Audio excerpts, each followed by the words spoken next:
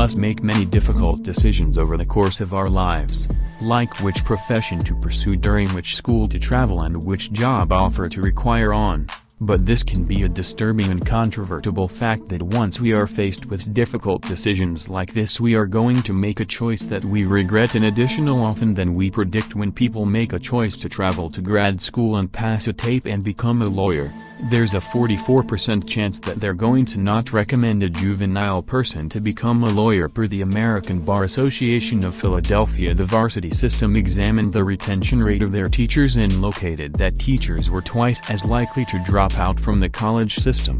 Then students had to avoid making a call that will later regret. Like these lawyers and teachers, we'd like to spot and avoid common decision flaws within the book.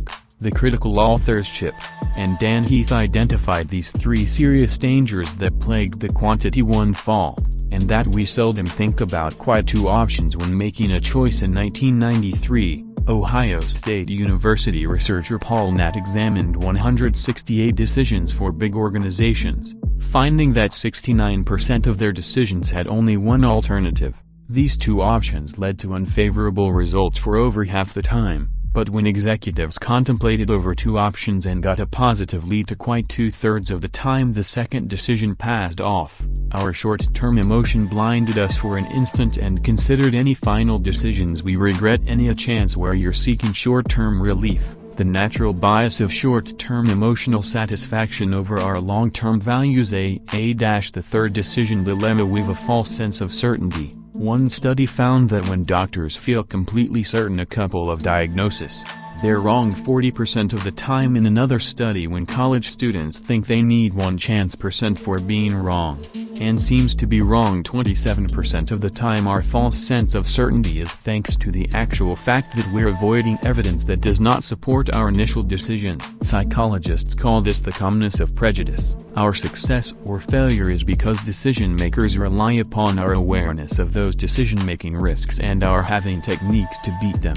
Fortunately, the authors Chip and Dan Heath, found three effective techniques to beat these decision-making flaws, and that they take the shape of three questions. First, how am I able to expand my options and stop thinking more closely? Secondly, how do I reach a distance from my short-term feelings? And thirdly, how am I able to test my realistic assumptions by being certain of my decision? After you combine these three questions, they form a shorthand for war, expand your options, and achieve the tests of distance and reality. We'd like to wage war on bad decisions.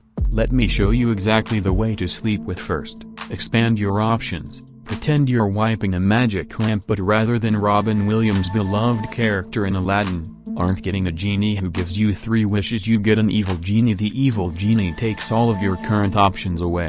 The authors called Chip and Dan Heath get us to check the fade options by running this test. You're pretending there are no good options left on the table, and now you would like to come back up with a group of C. Deed was an option for several years before Margaret Sanders, the principal of the grad school, was in an exceedingly difficult situation. 1 in every of her office officials was poorly performing, and he or she had to make a decision whether to let her go or not. Welcoming the scholars, but Anna was shy. Every social interaction with the scholars seemed painful, but Anna was doing well in other areas of her role as an office clerk. So Margaret had to struggle with this or that decision-making couple that fired Anna and treated a mountain of paperwork, or keep her and bear her shyness. Luckily, author Dan Heath had an opportunity to speak to her before she made a call. He asked her if you were cursed with Anna indefinitely and will not estimate her to be the exterior door receptionist, so what would she handle? Excluding her current options suddenly made her think, well, the chance of moving it from the front entrance and trying to control the outside door differently, the professional staff might take an hour each, and that we could get some scrutiny students to fill the remainder of the time by spending a while imagining a situation within which both options are off the table, and we're ready to see promising alternative solutions. The second way you would like to wage war and make decisions, the bad is moving far from short-term feelings. Take a flash and picture that choosing between 2 jobs may be a profession that you are well prepared with in the long term. It practically guarantees a high-paying job in an exceedingly prestigious job. B represents an unconventional profession for as long as you're inquisitive about your expected earnings are more humble, but work are going to be more satisfying. During a study by Laura Cray and Richard Gonzalez, students were asked which position they might choose for themselves. 66% said function B later. The identical students were asked to advise their close friends about the task they might tackle. The 83% recommended job B. Asking would I counsel me the friend you ought to make makes a noticeable decision because you're ready to distance yourself from the short-term feelings you're feeling. In 1985, the president of Intel used Andy Grove's similar approach to difficult business decision-making. Intel had two major companies in memory time and microprocessors. The memory industry was once a booming and profitable business within Intel, but many Japanese companies have now entered the memory market, and also the business has been combating not knowing Grove what he does. So he asked his CEO, Gordon Moore, if we were fired and also the board brought in a very new CEO, what would your thinking that he would do without hesitation? Moore replied that he would take us out of the memory realm by basically asking what our alternatives could do and achieve more emotional distance and making it that smart move to sell memory business. The third thanks to wage war and make a nasty decision is to check your assumptions on the bottom. For instance, you're within a marketplace for a brand new car doing all of your research. You started with 2 vehicles, but you probably did the vanishing test and located 2 other vehicles. Then you reached the gap by surgery, the sports car, the maximum amount as you would like it now.